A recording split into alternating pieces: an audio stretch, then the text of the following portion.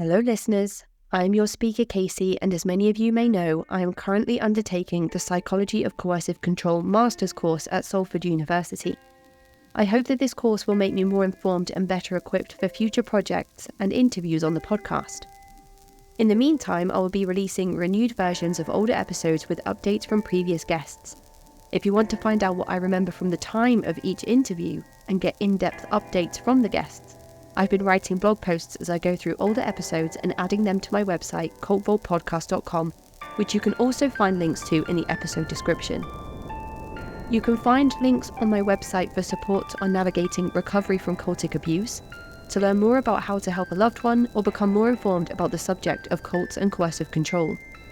My emails are still open, and I am carefully curating a list of guests to speak with once I am back to interviewing officially next year. You can find me at cultvaultpodcast@gmail.com if you'd like to get in touch. And now, on to today's updated episode. So hi, Han, and welcome to the podcast. And thank you for joining me today. This episode today is going to be on a subject that has been highly requested, but it's not something that I know too much about. So you're going to be one of a number of people I interview on this topic, and I am looking forward to listening to your stories to learn a bit more. So would you like to introduce yourself to our listeners? Yeah, well, thank you for having me on. My name's Han. I was an ex-member of a religious group, or as most people would call a very extreme group. It's a cult called Shincheonji, otherwise known as SCJ, Ever New Earth. I think there's a whole bunch of other names, but those are just a few on top of my head. That's pretty much so far, yeah. And can you summarize the beliefs and practices of this movement? It's actually really hard to summarize fully, but the one thing that really stands out about this group and their doctrine is like they focus a lot on prophecies, right? So in the Old Testament, they start from the Old Testament and they talk about like Jesus in the first coming to fulfill a bunch of prophecies that occurred in the Old Testament, and then that's kind of very common in Christianity. But where they go a bit further is when they get to the New Testament, is where there's prophecies in the New Testament as well. And then they apply that to Revelation as well. There's a lot of prophecies in Revelation as well. And then what they say is around, I think it was 1984, it started becoming fulfilled. I remember there was a huge timeline for it, a lot of dates. And in the Revelation, basically, it's like kind of like a script of like a prophecy, like this will happen, this will happen, this will happen, this will happen. With and specific details with matches to reality, which was around 1984 when it started to begin. And since 1984 until now, I think it's year 37 now, 38. I don't really keep track of it anymore. But since then, they've been doing realities. So the Revelation, they say that it's been 90% fulfilled. Up until like Revelation 18, some even to 20. It's a bit vague for me to remember at this point because I left around a year ago. But basically what kind of makes them stand out is that they believe that the Revelation is currently being fulfilled. It's not in the sense that they're taking it literally, but there's a lot of metaphors, a lot of parables that they use to interpret the Revelation. And they see that as today. That's why they work so hard. That's why they evangelize people or want people to know the truth. I guess I can summarize that, right? Yeah. Yeah, I mean, it sounds the title of the group, of the movement itself, doesn't imply that it's going to be a Western or Christian based movement. So I was really surprised when I read into it a little bit to find out that it was the Old Testament and the New Testament that the movement was taking its scripture from. Yeah, that's one of the difficult things about it is when you try to find out what Shincheonji is about online, it's actually really hard to find a reliable source. Actually, I could only find one website that tried to present what the doctrine was without any bias at all. A lot of sites would present like maybe a little bit of truth and then add a lot of exaggerations, and then other articles will just copy from that article and it just keeps repeating. So it's kind of hard to find out the truth from online. But I was able to find one site. But at the same time, it's only people from the inside could tell what was true and what was not. Right, of course. From the outside, it's very easy to have a misconception about it. And how did you find yourself as a member of this group? Is this something that you would usually be born into? Is it something that goes back for generations through your family, or is it something you independently found yourself becoming a part of? Right. Well, for myself, I was evangelized in the street. I know some people who were born into it, like their families were already in it, but their families got into it because they were evangelized on the street in the first place. So for me, I'm fresh out of high school, and at that time, I didn't really know what I was like wanting to do with life. I didn't have much purpose. Still don't, still don't. But sorry, blank. So they approached me on the street one day. And at that time, like I was a very Christian person myself, but at the same time, I was also questioning my faith. So when they approached me, they asked these questions about me, like, "Oh, what do you think about the second coming? What do you think it's gonna be like?" And then they just do this to kind of like make me think about it, and then make me realize, "Oh, I don't really think about this very often." Then they invited me to come to a Bible study, and it goes very long. Actually, when describing this group to people, there's like two different ways to describe it. There's the one where, as a student, you are like a new initiate. So for around 6 to 8 months, you're a new student. It's kind of a different experience to being a full-time member. So after you do the 6 to 8 months of Bible study, which is like 3 times a week, I hear in Korea it's like 4 or 5 times a week. But luckily, like overseas, it's not that much. So in my region, it was 3 times a week for 6 to 8 months. And once you do that, that whole course, you're a student. But then after that, you graduate and you become a full-time member. The experiences are a bit different for everybody. And whether or not you left whilst as a student or left as a full-time member, your experience will be different. So when you're hearing stories from people who left after 6 to 8 months, they don't know the full story of what it was like as a full-time member.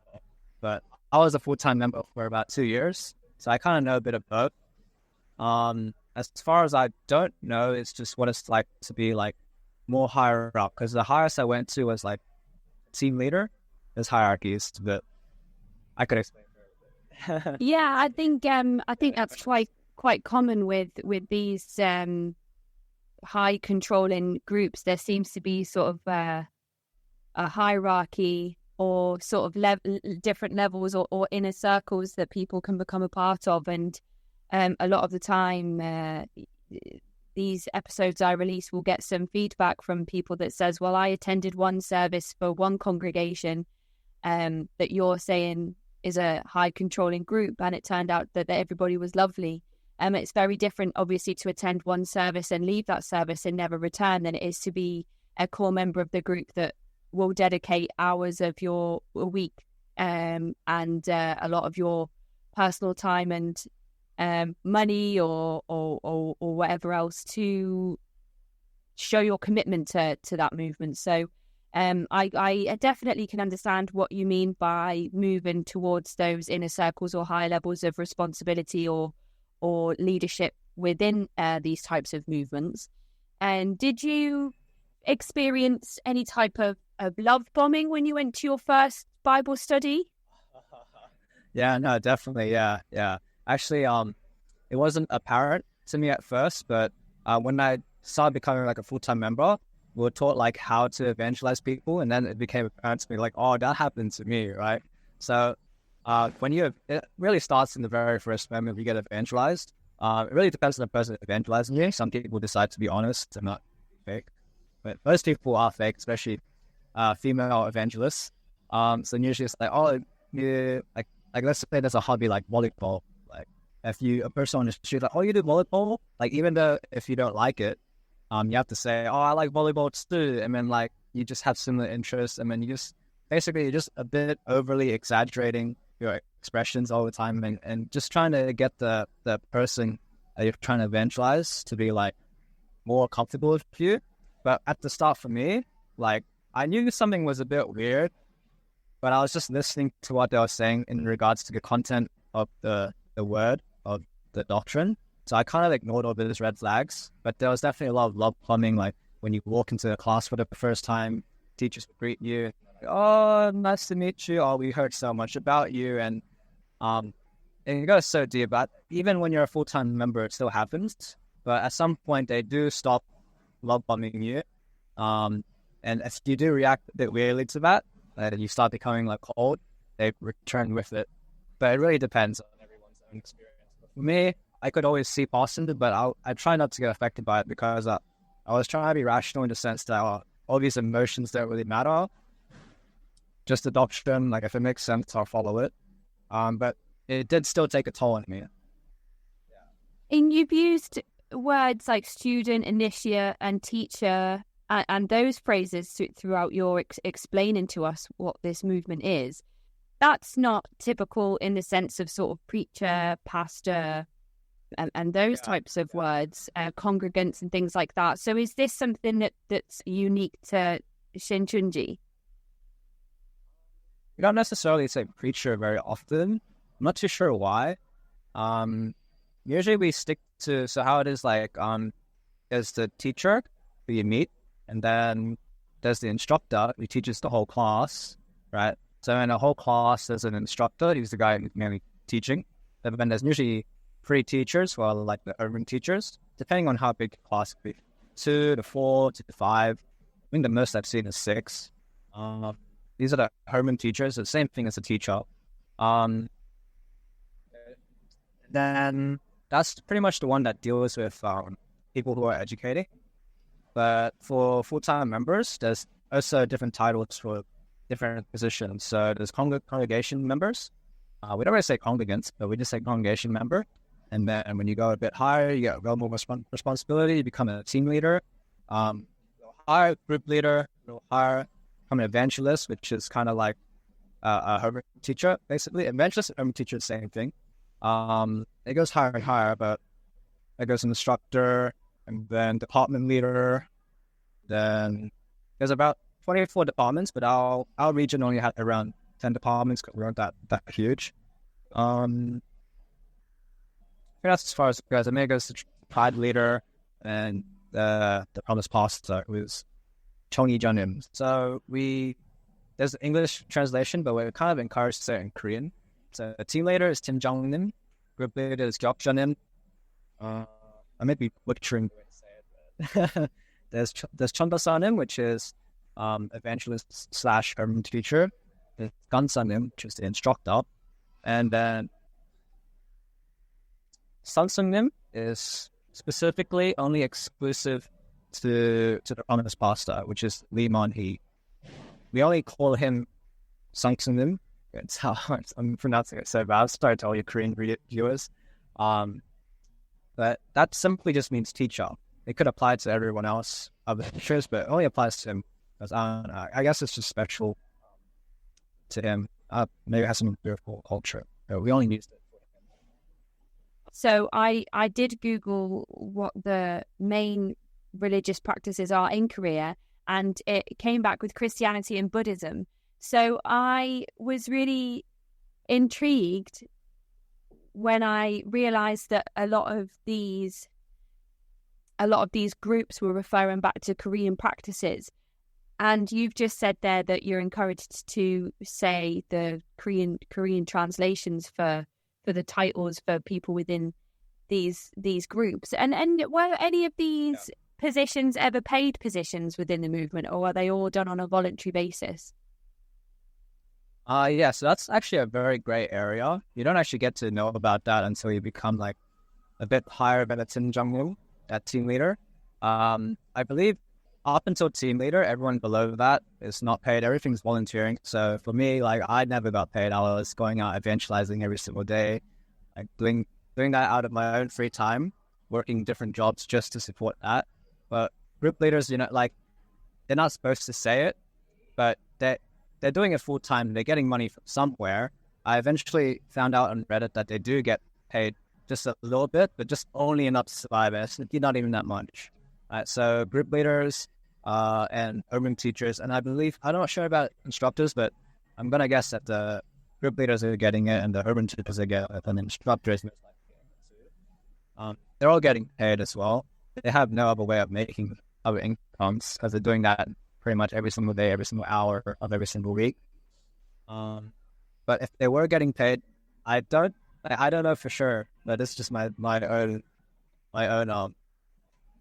observation is that people they are getting paid, but if they were getting paid, they're only getting paid for the bare minimum of surviving.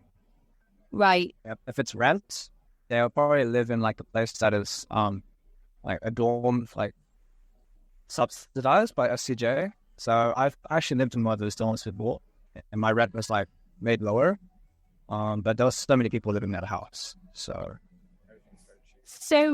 when you talk about these paid positions and people that are expected to then work full-time every day in those positions to sort of make that money and to be in that position within the movement, that must mean that SCJ makes a substantial amount of money from somewhere, because this is obviously, you're only talking about your region, and I'm guessing that this, if it's coming, mostly from Korea, all the way to different parts of the world, it must be functioning worldwide. And if there's regions all over the world that have the same structure in place with paid positions within the movement, SCJ must make enough money to be able to support that. So what do you know about how they create their money? Is it primarily through donations or fundraising? Yeah, so there's multiple forms of ways that they get their income. One way that they get it is through center. So center is another word for a 6 to 8 month class that you have to do. So in center, they do encourage students to pay a $60. It depends on what region you're from, but my region was like a $60 or $50 maintenance fee that you pay every single month. The concept was it's for rent. It just help us pay for the rent. They could have been lying or not. I never actually found out whether or not that was a lie or not, but they did offer to show us the financial reports. No one ever asked for the financial reports because that was one way of getting income. Another way was through congregation members. Like, we're already going to the services every Wednesday and every single Sunday. It was up to you to donate, but some people were pressured. Like, if they knew that you work, like if your leaders know that you're working, they know that you have money, they'll ask you like, "Oh, have you paid tithe and stuff?" But for me, like, I was just working the very bare minimum to survive, so they never pressured me to pay tithe. For as much as I could, I would pay tithe, 10% of the income, by the way. But they also use that one verse where it says like, "Oh, as much as your heart," something about like, I forgot what the verse was, but pay as much as you want, but 10% is enough. It's okay. Yeah. Apparently, in my region, we had a very bad handling of finance. Like, income was very slow or bad. But regardless, we had tithe and we had center fee. Another one is evangelism events. So whenever we hold an event, like a big event to invite people in, we'd always like put a $5 entry fee. It used to be $2, but as we upscaled it and we got more better quality, more better quality of the events, like there'll be like live music, more props, more booths. We upped it to $5. I think that was one case where I went to $20 because we rented out like a whole school to do like a whole concert on the weekend, not whilst weekday. So that was I guess that's 3 ways we made income. I can't really think of anything else. It's interesting. I wonder if the people that had the paid positions were still encouraged to give some of that money back. I give it back to whom? To SCJ, who are giving them the money for working for them. Right. Yeah. So yeah. So when you get money, like some people feel bad, you still have to pay it back. But I don't know if they did that because they really want to, or because they just like the doctrine kind of made them have to do that. Yeah. Because it is the rule, it's like 10%. And you've said a number of things about classes and teachers and things like that. So I'm just wondering that when you say those words to me, then it starts to sound like almost like a yoga group and not not like a Bible study group, but it sounds like when you're going to these classes and you have your teachers, that you're not going to learn Bible verses in scripture. So was that a bit confusing for you when you started to go to these sessions and realize that it wasn't sort of the words they were using didn't always match up with what was happening? It's a difficult question. I'll just talk from my own experience. Like, I really actually enjoyed the 6 to 8 month course, because actually people will say that the doctrine didn't sound or make any sense, but for me, like, I felt like it really did make a lot of sense. But upon my leaving, I got to think about it all. And, like, I took a course in critical thinking, and I was like, oh, okay, it's kind of dumb there. But when I was taking the course, everything was very basic. It was so basic that most of the time they could teach it in 30 minutes, but they decided to throw in a whole lot of examples and a lot of anecdotes to make it make more sense. And so kind of I don't like saying indoctrinate, because it's an extreme word, but basically they're indoctrinating you using all these extreme examples. They could just teach you in 30 minutes, but they use 2 hours instead to teach you. And then after that 2-hour lecture, you have to do another hour doing a whole review of it with the urban teacher. It was fun. It's hard to go unless you enjoy it. So I kind of forced myself to really enjoy it, and I sacrificed a lot of things to go to that Bible study. And it was pretty much the only thing I look forward to every single week. I do it 3 times a week. Started to get used to it. Before, you think 3 times a week is, oh, that's a little too much. But eventually, around 3 months, that's when people start to like come in on their own time, or come in a bit early, or stay back a little late just to study even more. I've seen people do that in the first month, and usually those guys are pretty crazy. I think they're still in there, but it's not as bad as it's only for the people who are very skeptical that don't have a great time. Right. And when you speak about finishing the 6 to 8 month course and then becoming sort of like a full-time member, I've read some stories, and some people have reached out to me and told me that they were not informed that this was SCJ that they were joining at first. It was after that 6 to 8 month, where it's become habitual to go to these sessions, where it's become, part of your routine life, where it's fitted into your everyday, every week sort of schedule, that then they turn around and kind of lift off this veil and say, actually, this is SCJ. So what was did you have that experience? And if you did, sort of, what did that look like? Yeah, so this is something that I kind of usually forget to tell people about. But yeah, when you do start the course, even from the beginning, they never tell you what the name of the group is. They didn't even implying what the name of the group is. They never do that, because they don't want to risk you asking what the name of the group is.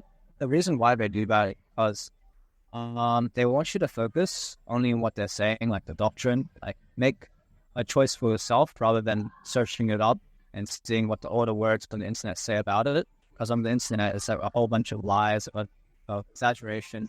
And I mean, yeah, there are a few exaggerations, there's a few lies. And it's hard to separate the truth from the lies, especially when you're a new member. So what they do is they say not to look up the internet, and they don't tell them the name. That way people don't know what they're about.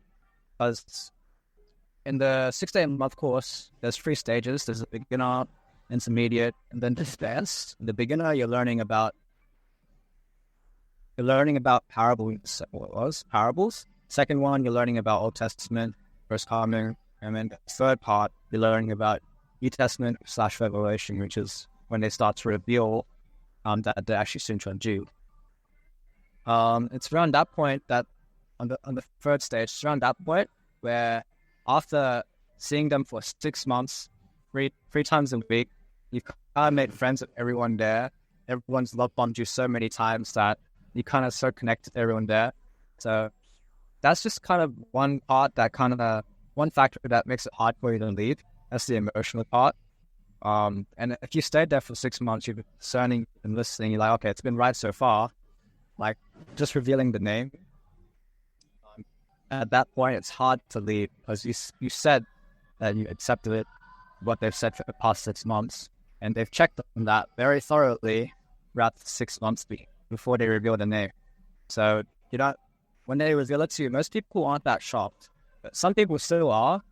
For me, I kind of figured it out in the first month that they weren't what they were saying they were, but I never found out their name until the day before they told me. Because what I found out was that not only do they not tell you the name, but the person beside you, who is supposedly a new member, is not actually a new member. He or she is also a full-time member, but he's there checking you every step of the way. Oh my goodness! So they have like plants. Then they plant people in. That's sneaky. Yeah, and the reason why, like in the beginning, they never did that. But one reason why they had to do that is because sometimes students will talk to each other and think, "Oh, what do you think about it? What do you think about it?" Right? And then when they plant someone there, they can hear that, and then they can say, "Okay, this student is planning some bad ideas about what they're saying to other students, so we gotta separate him from the group." So when you have a new member supposedly a new member beside you, checking up on what you're doing, you can't poison all the other new students. So for me, I had my own person. So we call them leaves. Some people just call them eyes. That's not for my region, but in my region we call them leaves. I was a fruit. So a new student is called a fruit. So I was the fruit. I had one leaf. Actually, I had 2 leaves. Nowadays, since there's more people, there's more time to have. There's more people to have more leaves. So nowadays, I've seen groups of 2 to 3 leads for one fruit at a time, and they would like pretty much just check up on this person all the time, like as a new student. That way, they feel more initiated, more comfortable, and oh man, it goes so deep. There's a group chat for every single student. I had my own group chat, and I've been in multiple group chats for other fruits. I've probably been at least for over 10 students, 20 students or so. Oh my goodness, that's wild. Yeah. That's wild. So, and then how do you feel about that now? Now that you're no longer a member, how do you feel about kind of being a part of that system that is in place to use the word that you don't want to use, but purely indoctrinate people? Yeah, I mean, yeah, I can see normal. So for me, I wasn't that shocked when I found out, because I knew from the beginning that this guy's definitely not a new member. Like, he's asking some weird questions, but I knew he wasn't a new member. But I tried not to let him affect me. I was just focusing on what the person was saying. I was trying to let that emotion divide me, but it still did have a factor in me staying. But I tried to do my best to focus on the doctrine itself. But for most people, when it's revealed, at the same time, when the name of Shincheonji is revealed, the leaves are also revealed as well. Like, oh, we weren't actually new time members, or like, yeah. But the way they explain it is like, oh, we did this because we loved you. We didn't want you to go through this journey alone. We wanted to like guide you. You were blind, but we could see, and we felt so sorry for you. We wanted to guide you all the way. So don't feel bad for us, but we're sorry that we had to do this. But it was for your own spiritual health. No, that makes me so uncomfortable. You become grateful yeah, and then you're thanking them for basically like... Yeah, people think it's uncomfortable, but once you know them for over 6 months, I'm like close, like the closest best friends ever. Like, you don't really feel weird about it because that's your friend. So it is very confusing. It is very confusing. Yeah, most people figure out that people with common sense, they can figure out around the 4th or 5th month that something's a bit weird about the person sitting next to me, and they can figure out, oh, okay, maybe this person's not a full-time member, but they don't say anything. They're just like, oh, just focus on the work. So when the reveal happens, they're kind of already mentally prepared for it. Most people don't have that much common sense. They are pretty shocked for about a week. I've heard of one case where a very close friend of mine, later on she became a good member. She was shocked for like a whole month, and like kind of crying about it, like, oh, can't believe she did that to me. And then so from that sort of like, oh, that was kind of creepy, weird, she became slowly great.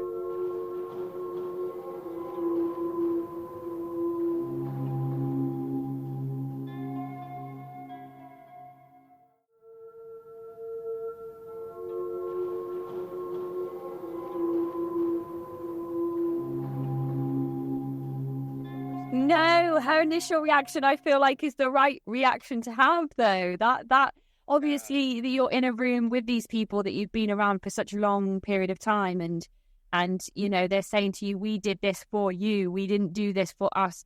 But the fact that there are so many techniques being used here for sort of coercive control. You've got the withholding information that this is actually SCJ, that you can kind of go and research on things like the subreddit if you wanted to, and read stories that might not paint this movement in the best light. But also you've got people around you who are in place to, from their point of view, to make sure that you're not poisoning, as you said, the rest of the group members with how you might think or feel about the scripture or the classes.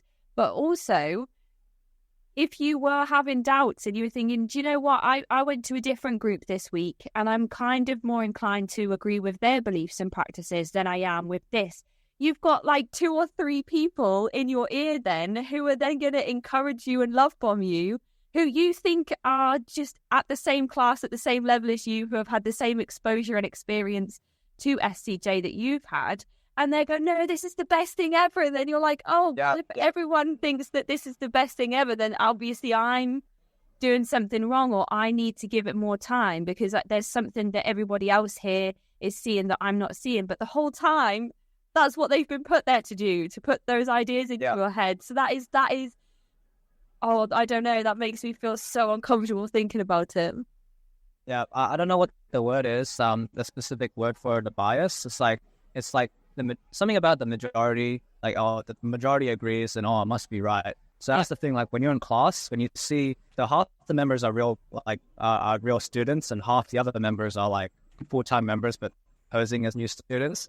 When half the members are all nodding, like, wow, oh yeah, this makes sense, you know, like the other half just naturally follows. So that I think it's like, I forgot the name for the bias, but there's a bias in that, oh, everyone else is nodding, oh, I'm not going to nod as well. So in the sense that when they reveal, I talked about this in one of my first episodes when I was explaining the word cult and where the word cult comes from, then the etymology of the word, and I actually talked about the Solomon Asch conformity experiment, where conformity, yes, he's asking everybody to answer a question, and everybody else in the room apart from one participant is in on the experiment. So he asks them, like, you know, what's the longest piece of string, for example, and they all point to the shortest one, and the one guy in the room that's not part of the experiment is kind of then agreeing with them, even though it's obvious that he knows that that's not the answer. So yeah, I mean, that just goes to show that when you use those types of tactics, it's going to benefit SCJ's favour in terms of keeping those people on board for the 6 to 8 months where they're going to be open to coming back as full-time members and pay the subscription, I would call it. You mentioned that you joined kind of out of high school as well, and that this movement started kind of making headway at around 1984. So this is definitely what I think is kind of like a new religious movement. It's relatively fresh, and it's my understanding as well, and I could be wrong here, but the majority of people who are targeted to be evangelized on the street are people of that sort of demographic and age group that you were when you were approached. So people who are in university, there's like campus evangelizing, college evangelizing, lots of young, fresh minds who are potentially in that transition period from kind of education to employment, or education to further education, and kind of asking those questions like, what am I going to do with my life? Where am I going to go? Who am I going to be? Where do I want to live? How am I going to move out from my parents' house? Or how am I going to pay my rent this month? And it's almost those young, worldly people who are approached by SCJ and brought into the movement. Is that, would you agree with that, or would you say that that's maybe I've just only spoken to one demographic of people involved? No, that's very right, because around like young adults, like 18 to 24 to sometimes 30, if you're still at that age, like where you haven't matured that much. From from the outside perspective, it makes sense that they evangelize this type of people, because at that age, it's like you still haven't figured out what you want to do for life, and you're still wanting purpose. You're still very naive. You don't know much about the world, right? But from the inside, how we reason about it, why we only evangelize young people. We don't only evangelize young people, but we focus, our main target is younger people, because we are building God's kingdom, right? And to build God's kingdom, we need a lot of energy, right? And people who are from 18 to 24, uni students at that age, they have so much time, right? And because they have so much time and they also have so much energy, they are the most perfect people to be the workers, the full-time workers for this kingdom of heaven. And because we want this kingdom of heaven to come down as soon as possible, for the revelation to be fulfilled as soon as possible, we need full-time workers, right? So they focused only on young people the most, because that was kind of our reason. Like, we want this to happen as soon as we want the kingdom of heaven right. to come down now. And that's how SCJ would word it and phrase it to you as people going out to evangelize.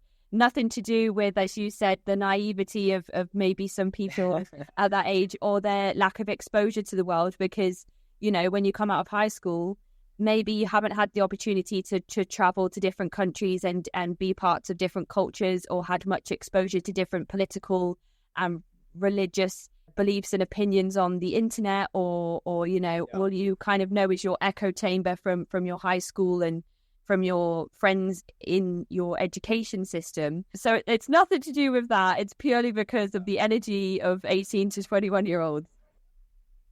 I mean, I think for me, I had a bit of common sense. I was like, okay, it's that, but also it's because people are not that smart at 18. I wasn't that smart. I kind of kicked myself a lot of times, because at that age, I didn't really know much about religion, and I didn't really know about like these shady groups that don't tell you their name at the beginning.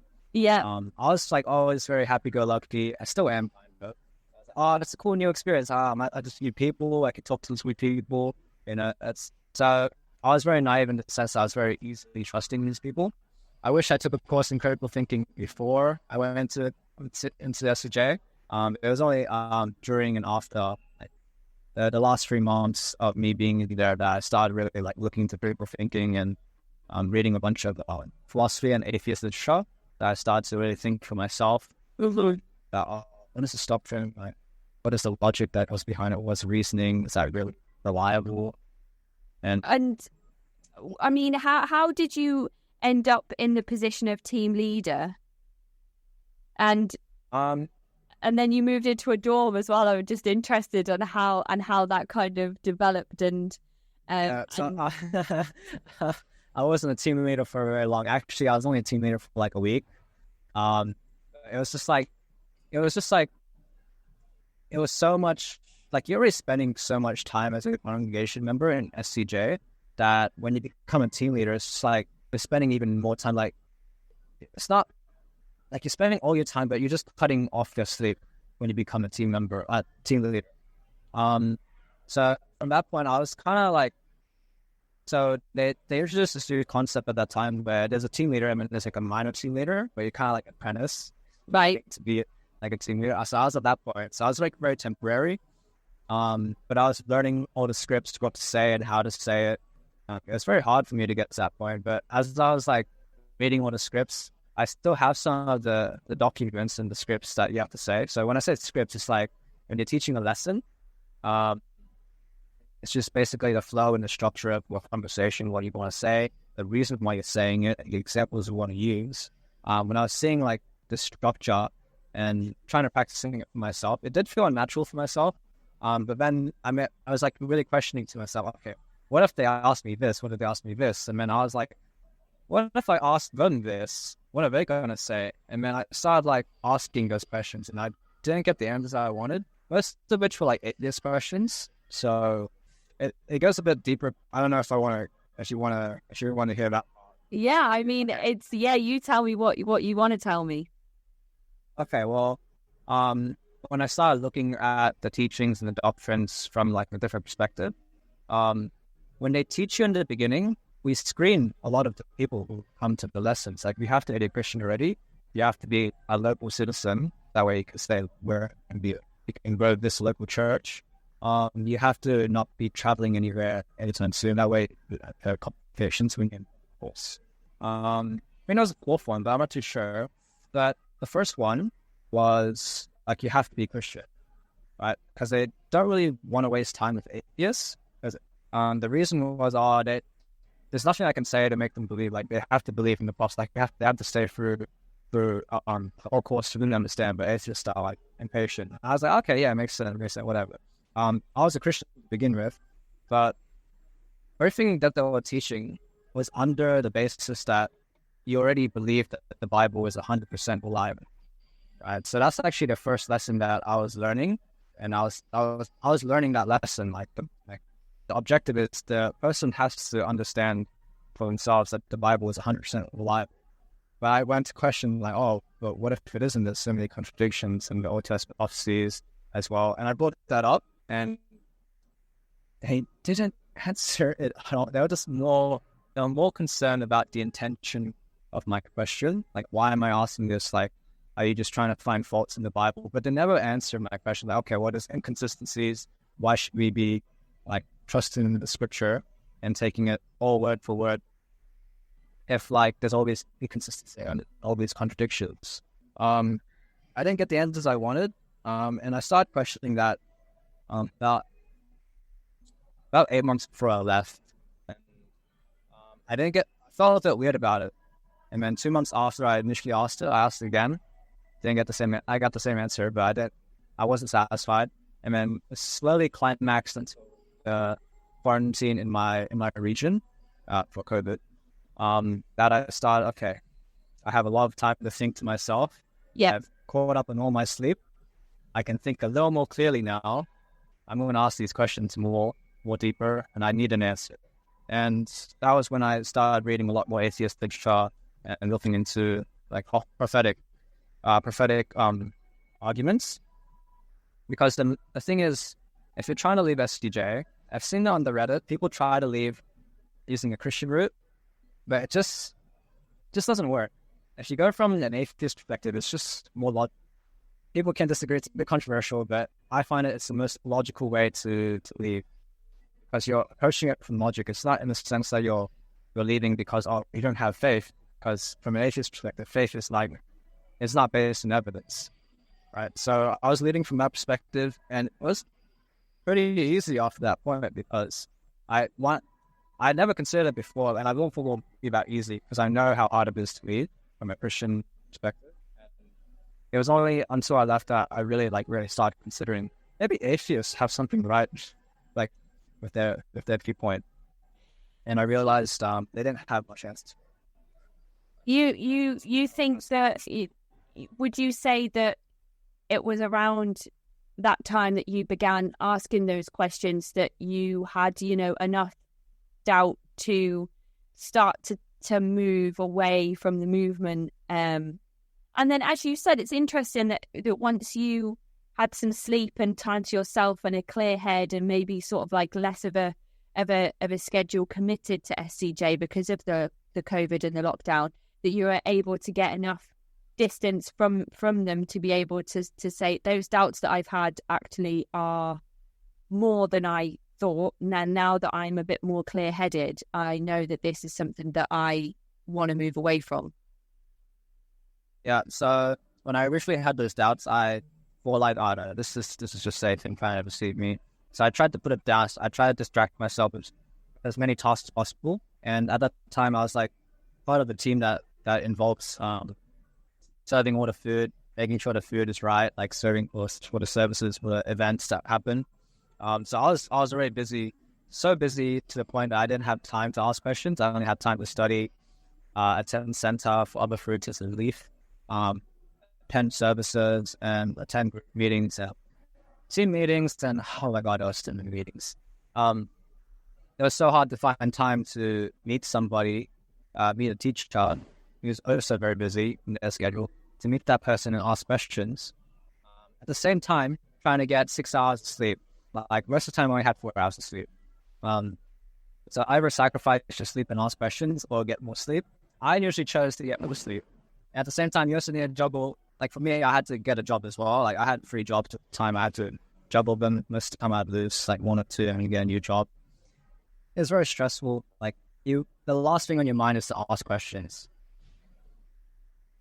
I suppose as well, if you are in that sort of state of exhaustion, then you're almost in like a trance like state where you're kind of just going from A to B to C to D, and you're not thinking about the lessons or being a leaf and the true intentions behind that sort of thing. You're just kind of there like almost like a zombie, like tired, like I just need to get through this next thing, then goes this next thing, then it goes this, and you're kind of just living from one experience to the next instead of living and experiencing these things from one event to the next. So that must be, I wonder how many other people have had that experience where they've had a chance to have some time to themselves and get some good sleep and eat some good meals, and then kind of think to themselves, like you have, like, so maybe something's not quite right. I believe during COVID, like, so in my region, we had a lockdown for about, I think I counted about like 60 days or 30 days. It wasn't that long, but it was long enough for people to catch up on sleep and have regular meals. So I know it wasn't just me, because so we use Telegram, which is like an app, to basically our communication app. And I did, most people when they leave, they delete their accounts, but I didn't delete my account. And nowadays I still have it. I still keep track of all the members. I can't keep track of all of them. Like sometimes they change their name, just change their profiles. But I can see that some are deleted, right? There are some people who have left. And some of these people I have met on the street, just randomly. I'm like, oh, did they know I left? Like, and at the same time in their head, they could be thinking like, oh, did they know I left? Like, so it's just like, you have to break that ice.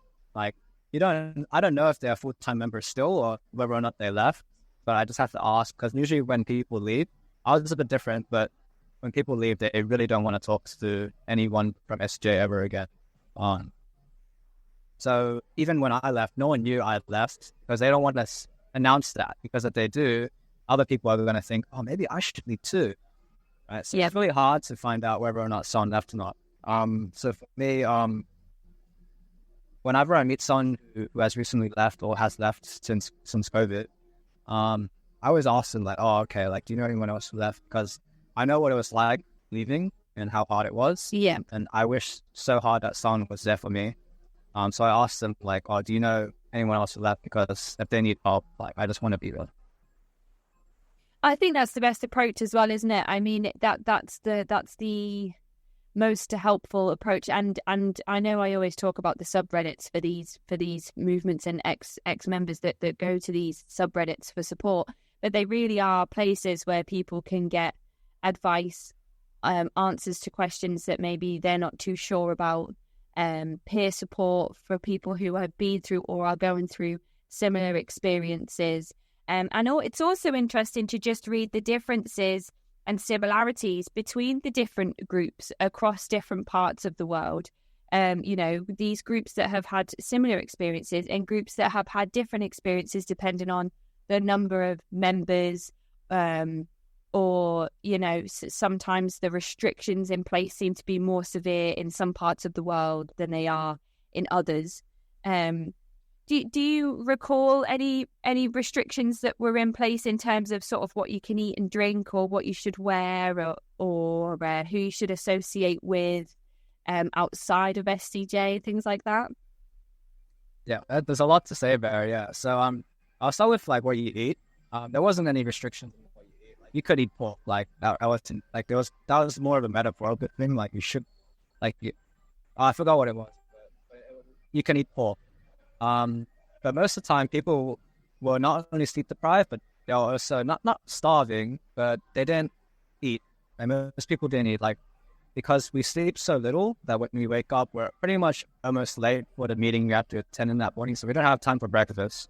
And when we get to that meeting, we have to start evangelizing. And most people, it can fit in one meal a day.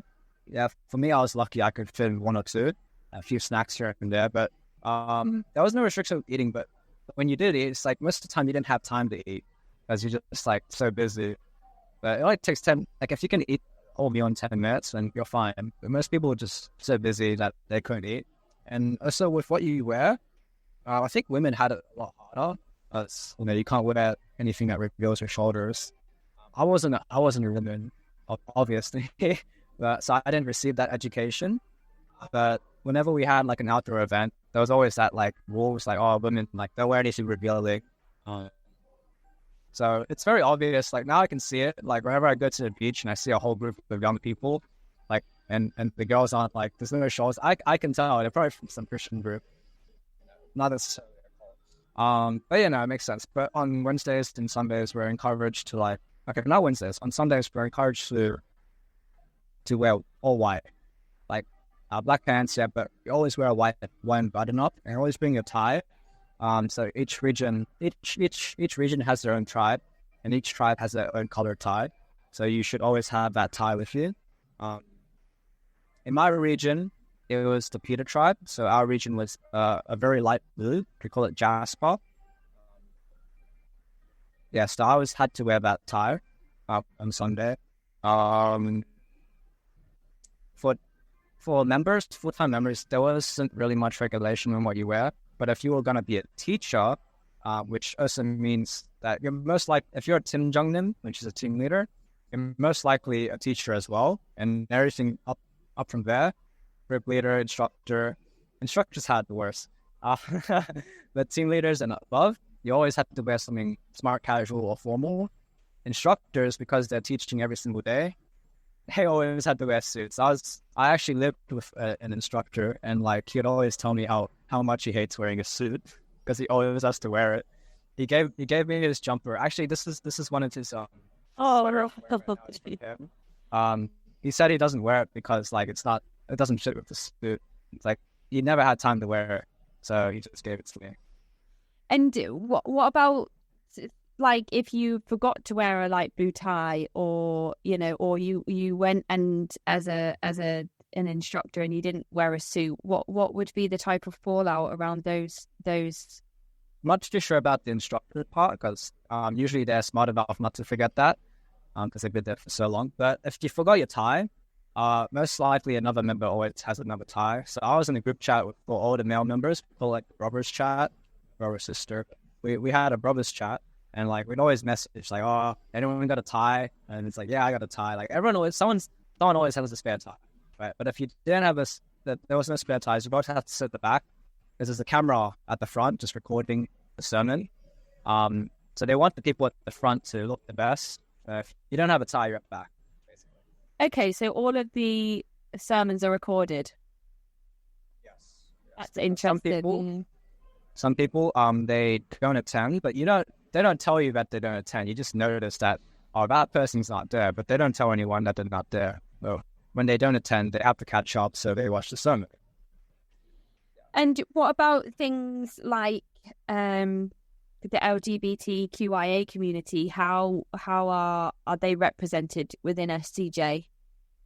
Yeah, so they're very iffy about that. They don't make any statements about it, and they only teach it until like you got in like fully inside. Usually they screen you at the very start to see if you're either like gay or lesbian, and from the very start. Because I asked about this when I became a full-time member. Most of the time, it doesn't hit people like, "Oh, I never asked them. Like, what do we think about that?" So when I entered the church, I asked about it, and my homeroom teacher at the time, she said that they're not considered natural, right? Because they believe ever since Satan, I forgot the actual wording for it, but basically, ever since sin came, Satan came as well, and people are sinning, and this is just another product of it. It's like this people who are unnatural. So it's weird that SCJ have that stance, yet their target demographic is kind of. So also part of our target is like obviously we only evangelizing Christians most of the time. Christian, like there are some Christians who are open accept to the LGBTQ community, but there are some Christians who are very like discreet and silent about it, but they are not very accepting of it. That I didn't even consider that. I completely forgot the Christianity side of it for a second. Yeah. And so you're right. That is the sort of doctrine and belief system that most Christians would be brought up with. So that kind of does make more sense. I mean, like some people still do sleep through the screening process. An ex-member before me who left, he left because like he actually was like very like he didn't announce to anybody, but he was silently gay, and he knew that was wrong, but he knew that he wouldn't be able to be in SCJ because of that, so he left on his own accord. But I asked my leaders about it. It's like, oh, okay, if that was the reason, like, is there anything we could have done about it? And like my leader said, like, oh, yeah, there's a process for it. So in Melbourne, apparently, like they had the same thing happen, but someone like was open about it, and they said, oh, there's like sort of, it sounds a bit very culty, but there's a education where it's like, oh, they kind of trained them not to think those thoughts, and it's like, oh, okay, it's like I understand it's not natural, and so in Melbourne they had a system court, but here he didn't notice it, and maybe I think that okay, there's one guy who's low key gay. I think everyone knows it, but he's still a member. But there's a system for it in Melbourne, but here not yet. I don't believe. That's I for Pride Month last year I did a thing around conversion therapy and the history of conversion therapy, and I don't when the member said, oh no, he left, is there anything we could have done? It's probably like, yeah, change your views and policies around those members, the LGBT members of the group. And good for the person that left, because he realised there wasn't anything else, that they could do, and that they wouldn't have agreed with his lifestyle, because at least then if he moves away from SCJ, he has the potential to live happily as he should, instead of kind of repressing anything about himself. So hopefully there'll be more people like that. I catch up with him now and then. Like we're both pretty happy with how life is now. Oh, good. I'm good. Yeah, so you're still in touch with some people. Other members as well. Yeah. So, I mean, there are some members that I meet like who left as well. Some of which are a little bit still traumatized. I'm very careful in a way of how I speak with them, because they were so skeptical to the point that we still think that ex-members are actually members in disguise. Of course, yeah, of course. To be ex-members. Yeah. So even when I meet with my friend, like we're still scared, like, are you still a member? It's like, nah. Yeah, let me just check you for a while. Yeah, because like, the 6 to 8 months course when we had to leave, like that's just like, we're not really sure like if the person next to us is really who they say they are. So it's just kind of like we're just more skeptical now because of that. Mm-hmm.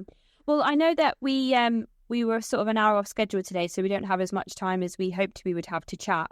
So I just wanted to ask you really, what has your life been like since you left, and what advice do you give to others who are thinking about doing the same? I'll be honest, because on Reddit, I think Reddit's like, you have to be very careful of what you read, because some posts do make sense and some posts are very like pretty dumb. I can think of 2 users that make up some really dumb posts. I'm probably the only one who says they're really dumb, so it's very obvious to know who this user is, who I am. But for me, when I left, it was like depends on the person, but post-SCJ depression lasts for a while. The most I've seen and heard is 2 years. But for me, the first 6 months after leaving, it was like, man, okay, the first 4 months was hell. Not really hell, but it's just like, I was really happy that I left during COVID and lockdown, because whilst I'm being like sad and depressed, everyone else is being sad and depressed, and they're behind in life as well. So it's like, I don't feel too bad. I'm happy that happened during that time. But you're kind of without purpose, and you have to learn for yourself, like, okay, well, what is my own purpose? If you choose to be a Christian still, or any other religion, you can latch into that. But for me, I decided to go to the agnostic atheist approach, and I read a lot. I delved in a lot of philosophy. My advice is to just read a lot. Like, read if you're gonna take my approach, read a lot of atheist literature and look into the arguments regarding like Christianity versus Islam or atheism. Just have an open mind for it all. For me, the books I read were from Richard Dawkins.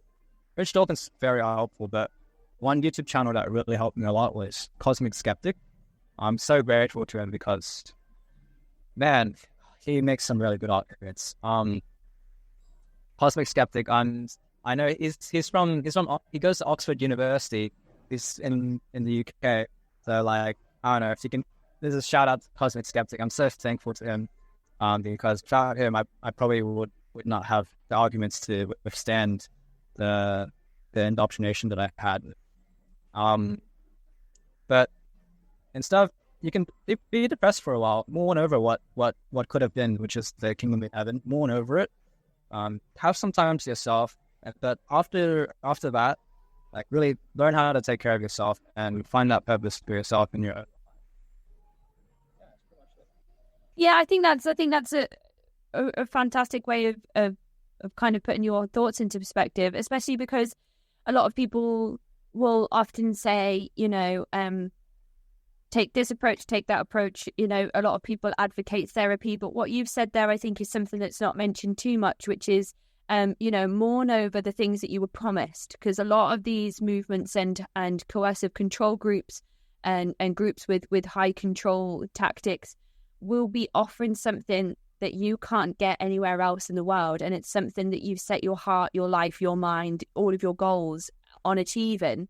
So I think it's important to remember that you're walking away from the possibility that could be your life as well, and that's not something that's often mentioned in the sort of advice section of these interviews. So I think that's a really good point to raise. You are leaving that behind, as well as the friends that you've made that have become like family and become so familiar to you, and that routine and that schedule that you're leaving behind as well, that is so ingrained in human nature, that we're kind of taught routines from the day we're born as babies, then go through school, then go through employment, you work 9 to 5 and things like that. So you kind of, not only are you leaving that behind, but you are leaving the dream behind of being part of what that religion had promised you, or what that movement had promised you. So I think that's a really interesting and important thing to remember.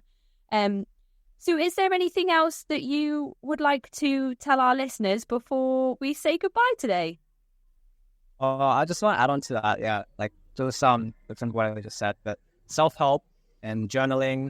But for most people, I do recommend go to therapy. Like I always just want to do lucky ones, but genuinely just go to therapy. It'll help you so much. If you can't journal everything that happens, like just recount everything, because it ends all of those negative bits in your head. Go to therapy if you can. If you can't afford it, most university students, like, they get free counseling at uni. So just go to the therapy. Not feel bad about it. Last note is just everyone should learn how to be a critical thinker. It's my end part.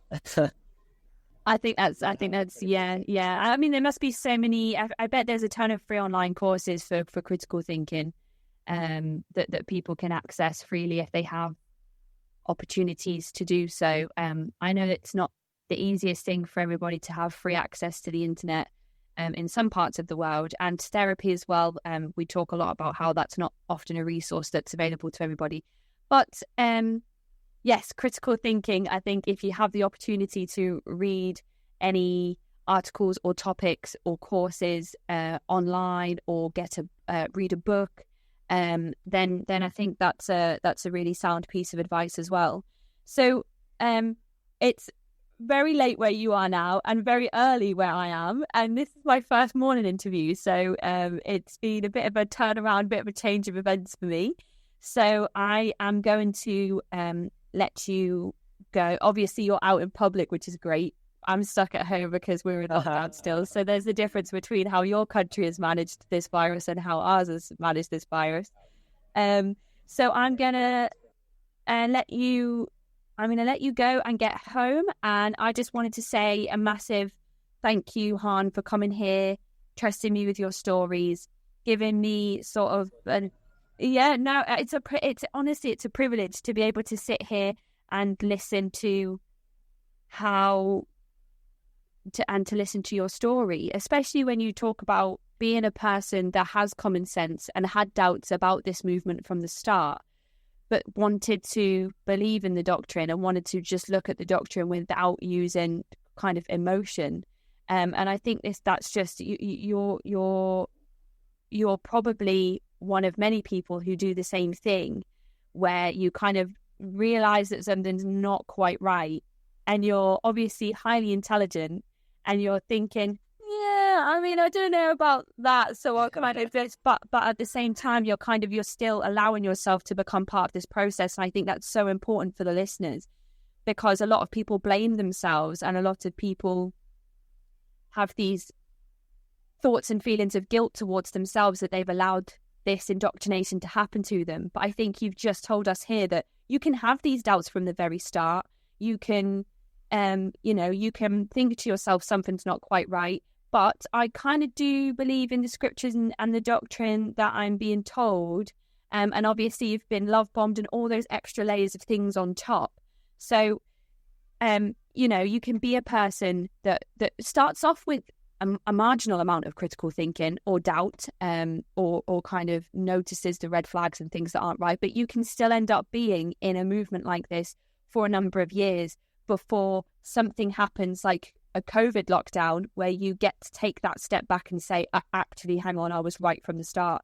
So I do appreciate you coming forward and allowing people to hear that story, giving people that information, and hopefully going forward, any other members who have had similar experiences can take sort of some inspiration and advice from you, and hopefully find just a small period of time to take for themselves to sit down and have that break and see what happens. So just thank you so much, Han, for your time, and I really hope you enjoy your evening and get lots of sleep tonight.